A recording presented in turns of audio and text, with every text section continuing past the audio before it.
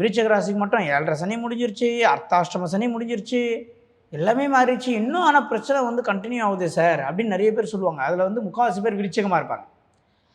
விருச்சிக ராசியில் கேது உச்சமாகிறார். காலபுருஷனுக்கு 8ஆம் இடத்திலே சந்திரன் இருக்கிறதுனால தான் விருச்சிகத்தை வந்து ரொம்ப வந்து கஷ்டப்படுற ராசின்னு நம்ம நிறைய பேர் சொல்கிறோம் ஜோதிடர்.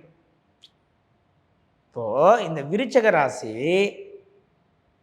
ரொம்ப உணர்ச்சி வசப்படக்கூடிய ராசின்னு சொல்லுவேன் நான். சந்திரன் நீச்சம் இல்லை, பயங்கரமான உணர்ச்சி வசப்படும். ஒன்று இருந்தால் சந்தோஷத்தோடைய உச்சத்தில் இருக்கும், இல்லைன்னா கதவை சாத்திட்டு ஓடுநடும். உண்மையாக தான் இந்த சந்திரன் நீச்சமான ராசின்றதுனால விருச்சிக ராசி வெளியே கூட்டு போங்களேன். ஒரு டூரு, ஒரு ஊட்டி போகிறீங்க, கொடைக்கானல் போகிறீங்க, ஒரு மலேசியா போகிறீங்க, அரட்டை அடிக்கிறதுல அதுதான் நம்பர் 1. ஏன்னா சந்திரன் நீச்சம், அந்த இடமே கலகலகலகலகலன்னு இருக்கு. யாருன்னா சோகமாக இருந்தால் அந்த விருச்சிகத்துக்கு பிடிக்காது. ஏய் வெளியே தானே வந்திருக்க அம்மா அப்படின்னு கேட்கும். ஆனால் அதுக்கு ஒரு சோகம் வந்ததுன்னு இங்கே என்னை யாரும் வந்து டிஸ்டர்ப் பண்ணாதீங்க, மரியாதையே போயிடுங்கன்ட்டு கதவு முடின்னு ஓணும். இதுதான் விருச்சிகத்துடைய குணம்.